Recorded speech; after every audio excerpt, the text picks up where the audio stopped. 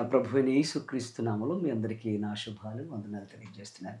Good morning. ఎలా ఉన్నారు? దేవునితో ఈ దినం మన ఈ కార్యక్రమంలో మిమ్మల్ని అందరినీ కలుసుకోవడాన్ని బట్టి ప్రభు నామాన్ని గనపరుస్తున్నాను. దేవుడు మనకిచ్చిన ఈ అద్భుతమైన సమయంలో వాక్యాన్ని, వాగ్దానాన్ని మనం ధ్యానం చేద్దాం. ఫిలిప్పీలకు రాసిన పత్రిక 4 అధ్యాయం 19 వచనం. అపోజిటైన పౌలు గారు ఫిలిప్పీ సంఘానికి రాసిన పత్రిక 4 అధ్యాయం 19 వచనం. దేవుడు మీ ప్రతి అవసరమును తీర్చును. దేవుడు మీ ప్రతి అవసరమును తీర్చును. నా ప్రియ సహోదరి, సహోదరులారా, ఈరోజు ప్రభు మనతో వాగ్దానం చేస్తున్న వాగ్దానం అద్భుతమైన మాట. ఆయన ఇస్తున్న భరోసా. మీ జీవితంలో ఉన్న ప్రతి అవసరతలో ఆయన తీరుస్తానని ఆయన వాగ్దానం చేస్తున్నాడు. అవసరాలు అనేవి ప్రతి మనిషి జీవితంలో అనంతాలుగా అంటే అనంతముగా అవసరాలు అనేవి మన జీవితంలో వస్తూ ఉంటాయి. మన జీవితంలో కలుగుతూ ఉంటాయి. అవసరం లేకుండా ఏ మనిషి ఉండడు. ప్రతిరోజు ఏదో ఒక అవసరం చేత ప్రతి మనిషి ఇబ్బంది పడుతూనే ఉంటాడు. అవసరాలు అనేకమైనవి ఉన్నా వాటిని తీర్చుకునే వనరులు అనేవి చాలా పరిమితంగా ఉంటాయి. అవసరాలు అనంతంగా ఉంటాయి. కానీ వాటిని తీర్చుకునే వనరులు చాలా పరిమితంగా ఉంటాయి. ఈరోజు అవసరాలకు అలాగే నీ జీవితంలో ఉన్న వనరులకు మధ్యన ఒక సంఘర్షణ ఎప్పుడు జరుగుతూనే ఉంటుంది. నువ్వు సంపాదించే సంపాదన నీ అవసరాలకు కొన్ని సందర్భాల్లో సరిపోదు. నీ యొక్క రాబడి నీ అవసరాలకు సరిపోనప్పుడు బాధ, వేదన అలాగే అప్పులు చేయాల్సిన భయంకరమైన దౌర్భాగ్యం ఏర్పడుతూ ఉంటుంది. నా ప్రియ సహోదరి, సహోదరులారా, ఈ రోజున చాలామంది జీవితాల్లో మేబీ ఈరోజు వాక్యం చూస్తున్న నీ జీవితంలో ఇటువంటి స్థితి ఉందేమో.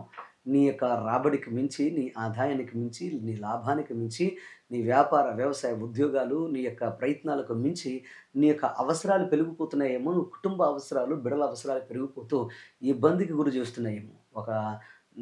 ఒక వ్యక్తి యొక్క జీవితంలో లాంటి దీనస్థితి చాలా భయంకరమైనది. కొంతమంది వారి కుటుంబాల్ని వదిలిపెట్టి, వారి యొక్క వ్యక్తిగత జీవితాల్ని, కట్టుకున్న వారిని వదిలిపెట్టి దూరంగా వెళ్ళి కష్టపడితే తప్ప అవసరాలు తీర్చుకోలేని స్థితిలో చాలామంది ఉంటున్నట్టుగా మనం చూడగలుగుతున్నాం. ఈరోజు మీరెవరైనా గాని అలాంటి స్థితిలో ఉంటే దేవుడు మీతోనే మాట్లాడుతున్నాడు. ఆయన మీ ప్రతి అవసరాన్ని ఆయన తీరుస్తాను అని ఆయన వాగ్దానం చేస్తున్నాడు. ఎందుకనంటే నిశ్చయముగా నీ కోరికను సిద్ధింపజేసి నీ ఆలోచన యావత్తును సఫలపరుస్తానని వాగ్దానం చేసిన గొప్ప దేవుడు మీ జీవితంలో ఎల్లప్పుడూ మీ గురించి ఆలోచిస్తాడు అనే విషయాన్ని మీరు మరిచిపోవద్దని మీకు మనవి చేస్తున్నాను. మీరు గమనిస్తే గనురాలి ఇంట్లోకి వెళ్ళిన లేకపోతే పిలవబడిన దైవజనుడు అంటాడు ఏమంటే, గనురాలు తన యొక్క జీవితంలో అద్భుతమైన పరిచర్య చేసిన తర్వాత నీకు ఏ అవసరం ఉందో నాకు చెప్పు. నేను ఆ అవసరాన్ని తీర్చడానికి ప్రయత్నం చేస్తాను. నీకోసం ప్రార్థన చేయడానికి ప్రయత్నం చేస్తాను అని అన్నాడు. ఎందుకనంటే దేవుడెప్పుడు కూడా దైవ జనాంగమా గుర్తుపెట్టుకోండి.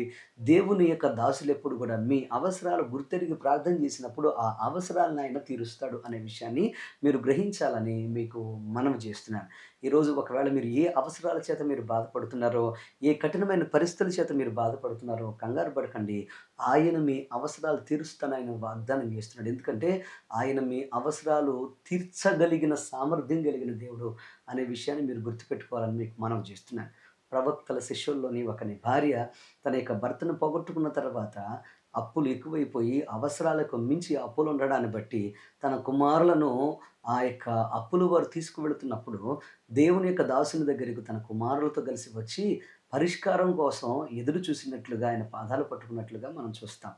ఎప్పుడైతే అవసరాలు ఎక్కువైనాయో మనకు కనపడాల్సిన ఒక ఆధారం ఏంటంటే దేవుని సన్నిధి, దేవుని పాదాలు అనే విషయాన్ని మీరు మర్చిపోవద్దని మీకు మనవి చేస్తున్నాను. నీ అవసరాలు తీరాలంటే నువ్వు దేవుని దగ్గరికి రావాలి. ప్రభువు సన్నిధి దగ్గరకు, ప్రభు పాదాల దగ్గరికి రావాలి. మీరు గమనించండి, హన్న తన జీవితంలో అవసరం ఉంది. అది గర్భఫలం. ఏం చేసింది హన్న అంటే, హన్న దేవుని యొక్క మందిరానికి పోయి దేవుని యొక్క మందిరంలో మోకరించి హృదయమును హృదయమును ఒక నీళ్ల వలె కుమ్మరించుకున్నట్లుగా మనం చూస్తాం. అంటే అవసరం ఏదైనా గానీ అవి తీర్చబడాలి అనంటే నువ్వు తప్పకుండా ఏం చేయాలంటే దేవుని సన్నిధికొచ్చి దేవుణ్ణి అడిగేవాడిగా, అడిగేదానిగా మీరుండాలి అనే విషయాన్ని మీరు గ్రహించాలి. ఈరోజు మీరెవరైనా గానీ ప్రవక్తల శిష్యుల్లోని భార్య వలె మీరు ఒకవేళ అప్పుల పాలయ్యారేమో, సమస్యల మధ్యన, కష్టాల మధ్యన, కన్నీటి మధ్యన ఒకవేళ నలిగిపోతూ ఉన్నారేమో, ఈరోజు దేవుడు మీతో మాట్లాడుతున్నాడు. ఆయన తప్పక మీకు సహాయం చేస్తాడు. మీ అవసరాన్ని తీర్చి మీ జీవితంలో ఆశీర్వాదాలు ఇవ్వడానికి ఆయన సిద్ధంగా ఉన్నాడు.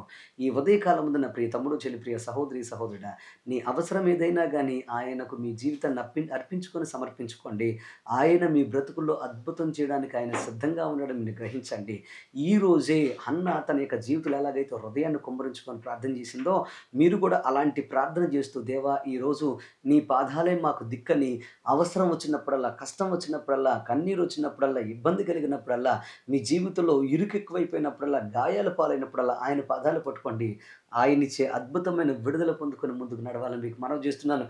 ఈ ఉదయకాలం మందట్టి కృప దేవుడు మీకు అనుగ్రహించి మీ ప్రతి అవసరత ఆయన మహిమార్థమే తీర్చి మిమ్మల్ని మీ జీవితాల్లో ఘనపరచును గాక. ఆమేన్. Let's pray. మా పరమ తండ్రి నీ కొందనాలు స్తోత్రాలు. ఈ ఉదయకాలం ముందు ప్రత్యేక నీ వాక్కు ద్వారా బిడ్డలందరితో మీరు మాట్లాడినందుకు కొందనాలు స్తోత్రాలు. ఎంతమంది అయితే ఈ ఉదయకాలం ముందు భక్తితో, శ్రద్ధతో నీ వాక్యం విన్నారో వీరందరినీ మీరు ఆశీర్వదించండి. అయ్యా, నమ్మకానికి తగినట్లుగా, విశ్వాసానికి తగినట్లుగా, ప్రార్థనకు తగినట్లుగా అద్భుతమైన ప్రతిఫలం ఇచ్చే దేవుడు. ఈ యొక్క నా నీకొందనాలు ప్రభు. ఉదయకాలం ముందు మా జీవితాన్ని మీకు అర్పించుకుంటూ, సమర్పించుకుంటూ ముందుకు సాగుతున్నాం.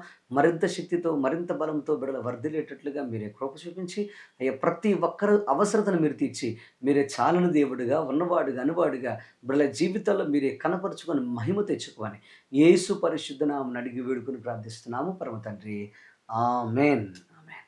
God bless you. దేవుడు మిమ్మల్ని దీవించును గాక. ఈ ఉదయకాలం ముందు ఈ వాక్యం చేత మీరు దీవించబడితే మర్చిపోకుండా ఇతరులతో మీరు షేర్ చేసుకోండి. God bless you.